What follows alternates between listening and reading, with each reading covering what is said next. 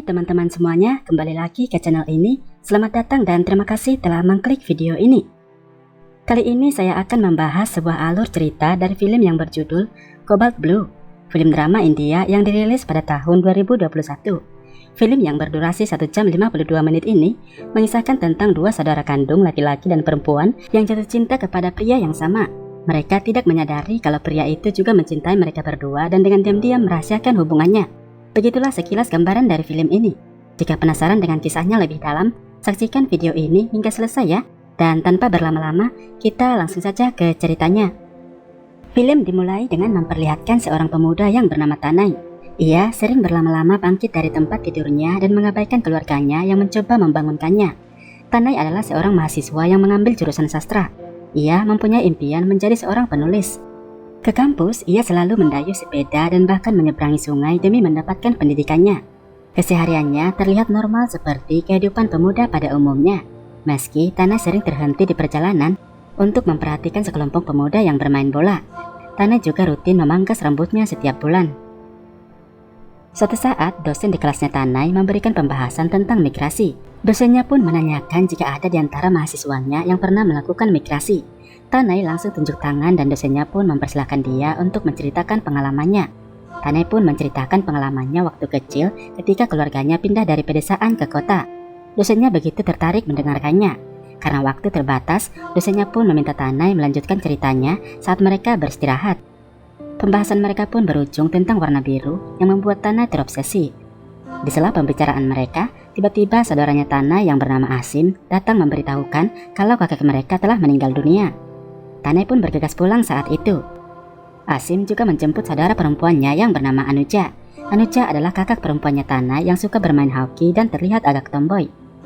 Keluarganya Tanai bisa dikatakan tergolong kaya. Ayahnya menjalankan bisnis rempah-rempah untuk diekspor. Bukannya bersedih atas kepergian sang kakek, Tanai dan Anuja malah langsung berebut untuk menempati kamar kakek mereka.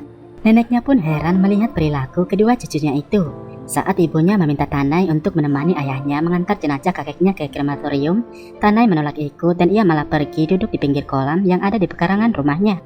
Tanai seringkali menghabiskan waktunya duduk di pinggir kolam itu.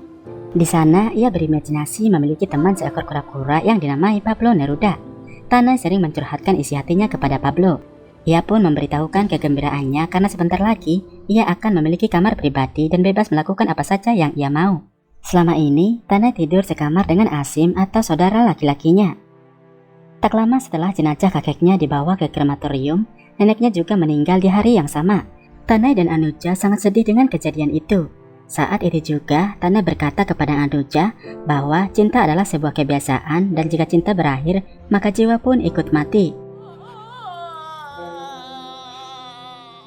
Anuja memiliki dua teman yang bernama Fatima dan Mary. Mary adalah seorang suster yang dikhususkan untuk selalu menemani Anuja.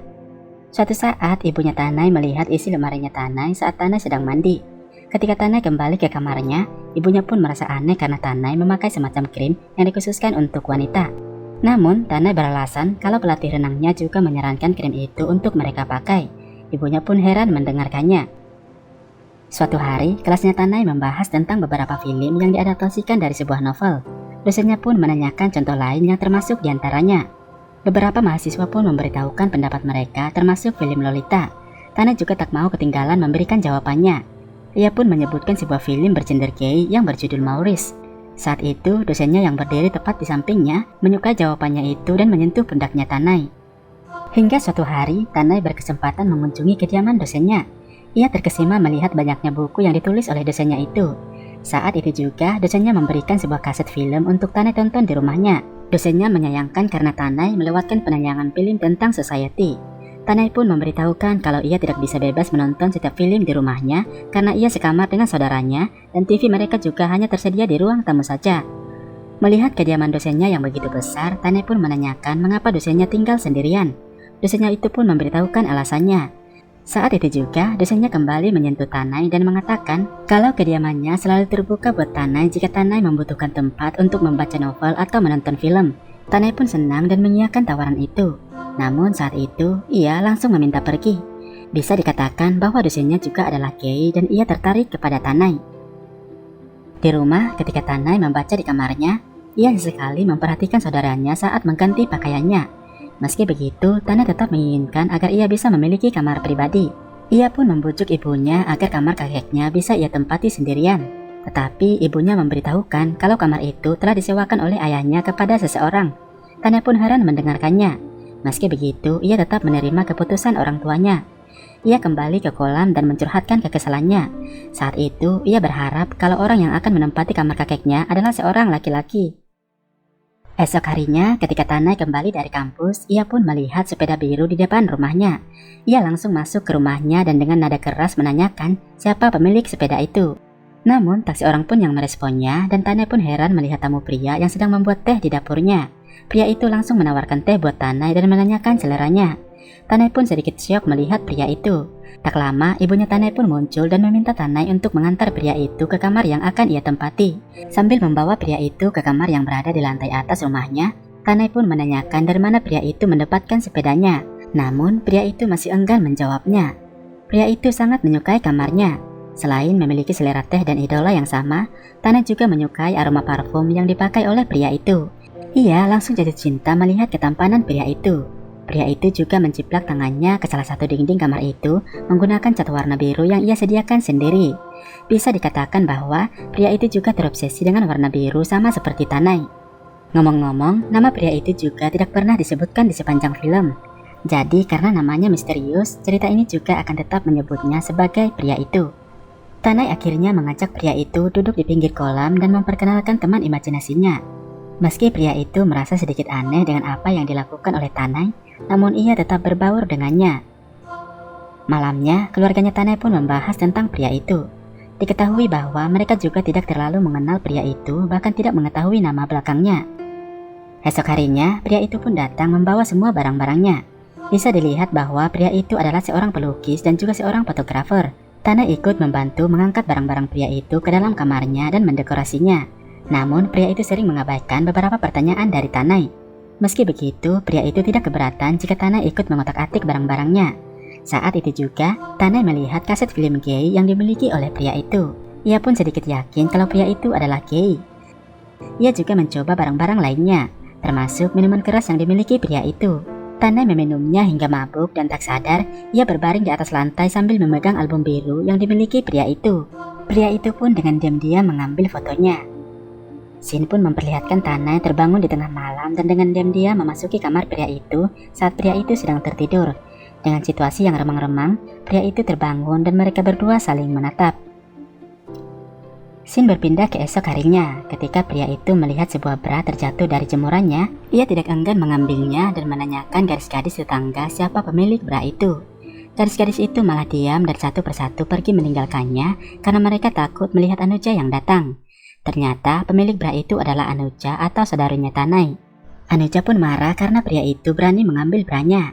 Anuja belum mengetahui kalau pria itu tinggal serumah dengannya karena beberapa hari ia sedang mengikuti kegiatan sukarela di luar saat pria itu pindah ke rumahnya.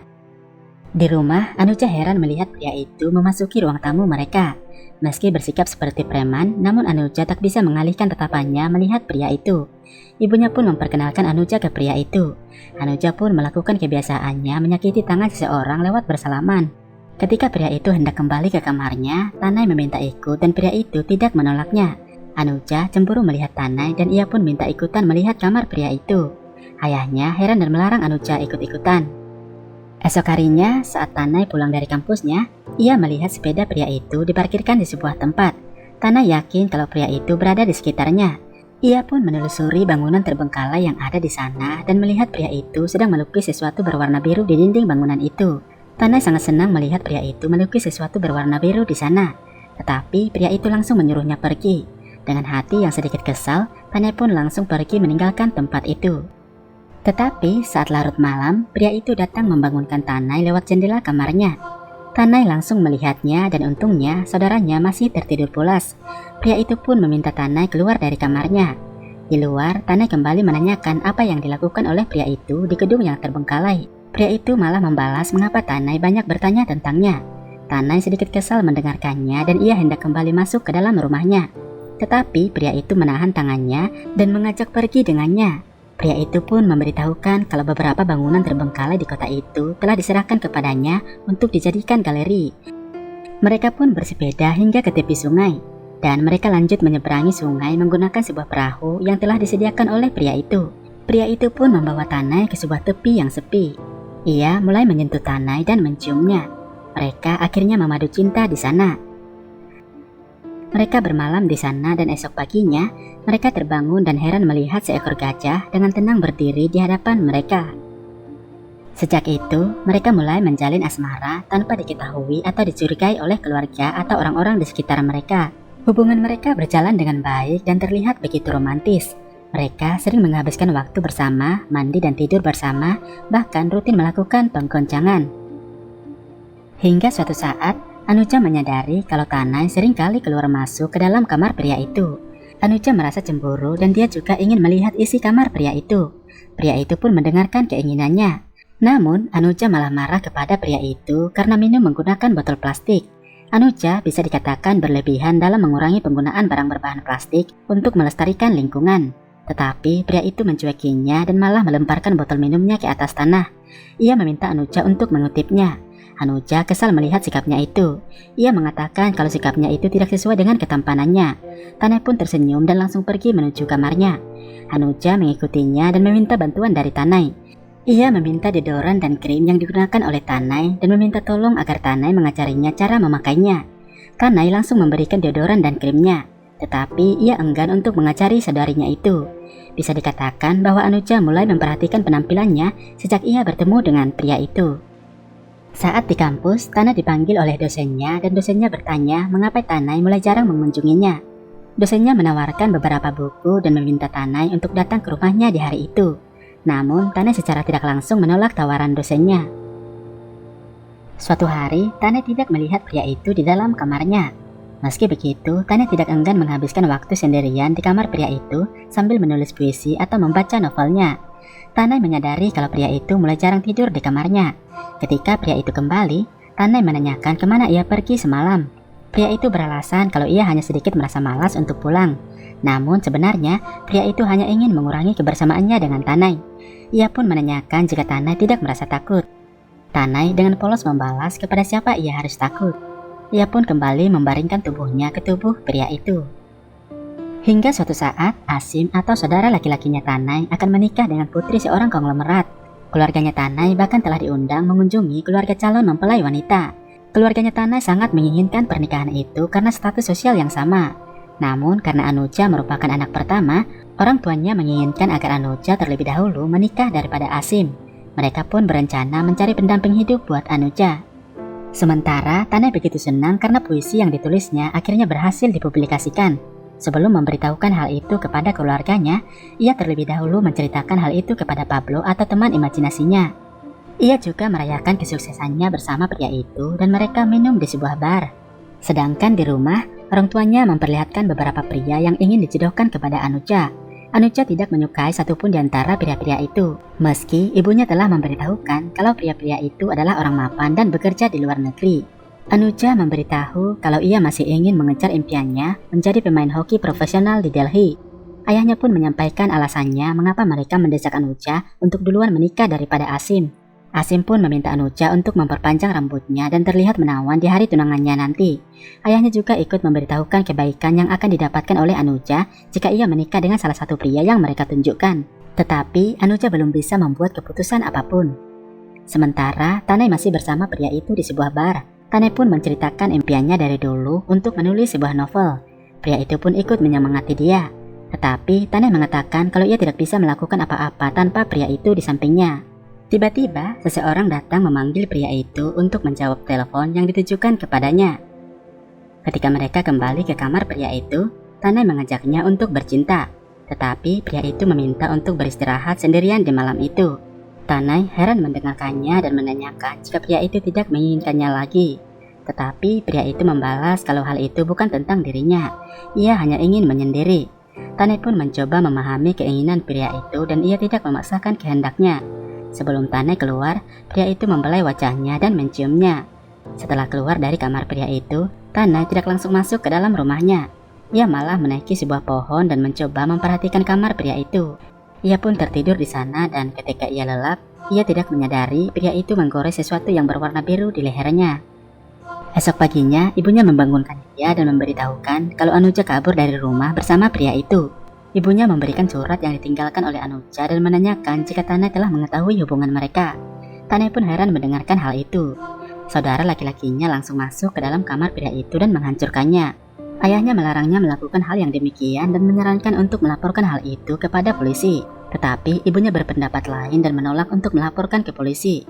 Karena hal itu akan semakin memperparah keadaan bahwa Asim akan gagal menikah jika keluarga mempelai wanitanya mengetahui hal itu.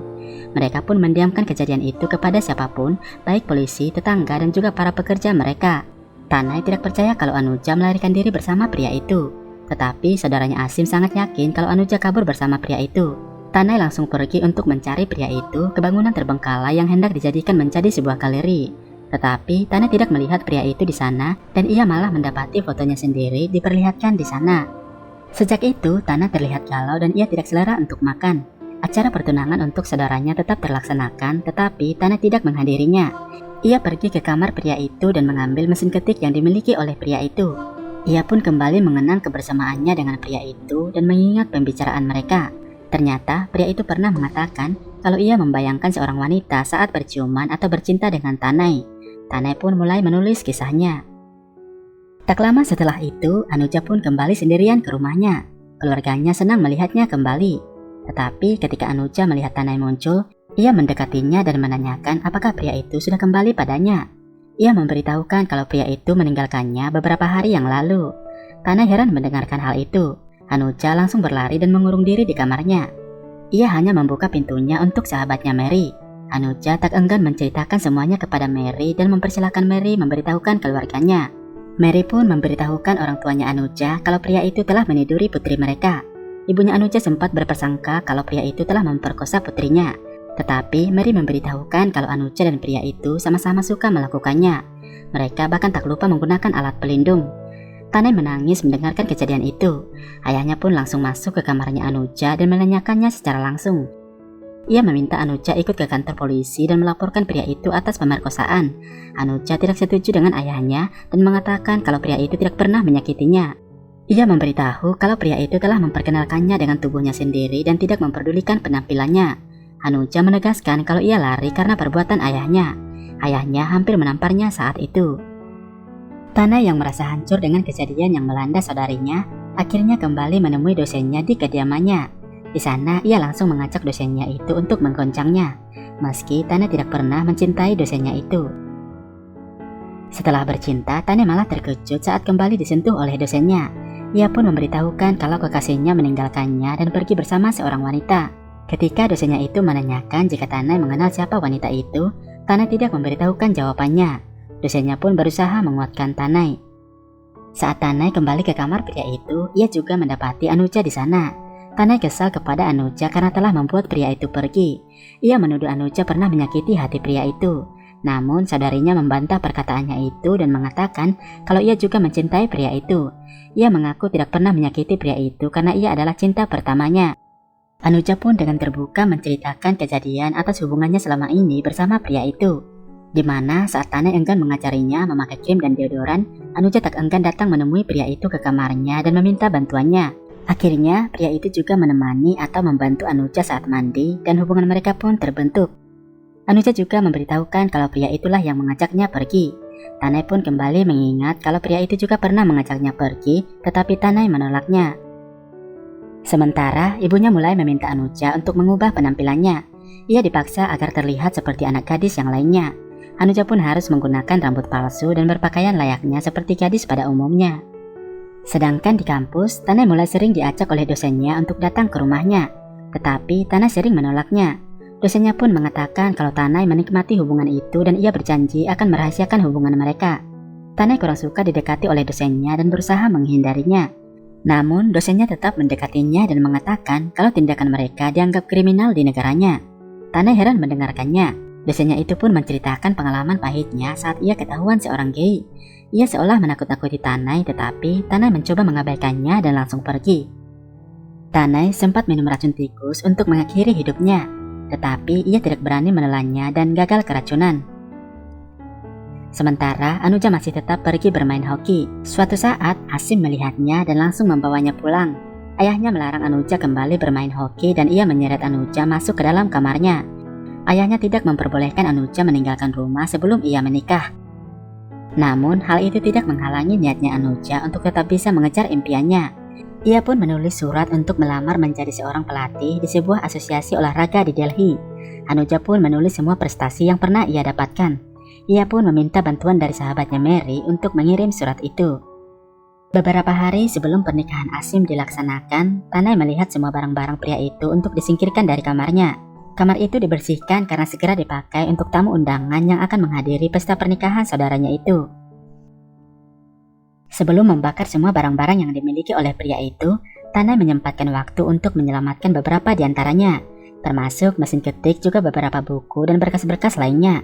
Ia pun menyaksikan saudaranya membakar semua perabotan yang dimiliki pria itu, termasuk semua lukisannya dan foto-foto lamanya. Setelah itu, Tanai kembali menemui dosennya. Mengetahui dosennya adalah seorang penulis handal, Tanai meminta bantuannya untuk memberikan sebuah belangko surat. Saat dosennya menanyakan untuk apa Tanai membutuhkan belangko itu, Tanai merahasiakan tujuannya. Ia memohon dosennya itu dengan mengatakan kalau ia bersedia melakukan apa saja yang diinginkan oleh dosennya itu. Dosennya itu pun langsung mengambil belangkonya dan langsung menandatanganinya. Saat hendak menyerahkannya kepada Tanai, ia terkejut melihat Tanai telah melepaskan semua pakaiannya.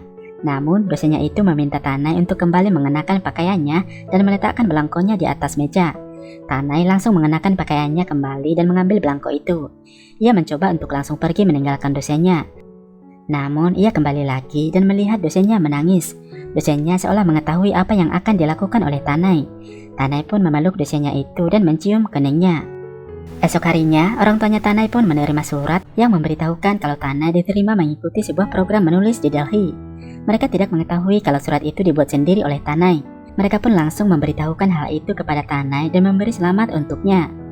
Saat itu juga, Tanai meminta untuk langsung berangkat ke Delhi di hari itu. Meski ayahnya sempat heran, namun mereka tetap mengindahkan permintaannya Tanai. Saat ibunya mempersiapkan semua pakaiannya Tanai untuk dibawa ke Delhi, Tanai dengan diam-diam mencium selendang ibunya. Ketika ibunya keluar dari kamarnya, Tanai pun mengambil barang-barang pria itu yang sempat ia sembunyikan. Tiba-tiba Anuja datang menemuinya. Anuja minta maaf kepada Tanai dan mengucapkan selamat atas perjalanannya nanti. Tanai hanya terdiam saat itu. Ia ingin memberitahukan yang sebenarnya, tetapi ia tidak tahu bagaimana cara menyampaikannya.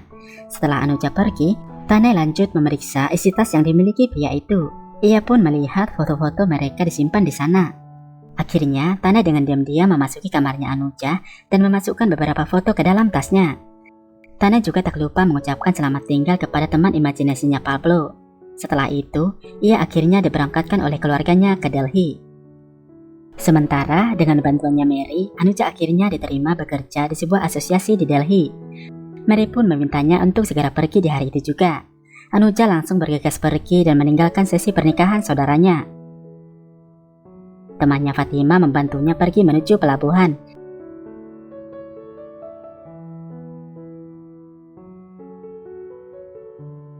Di atas kapal, Anuja memeriksa kantong tasnya dan ia pun melihat foto-foto yang dimasukkan oleh Tanai dengan diam-diam.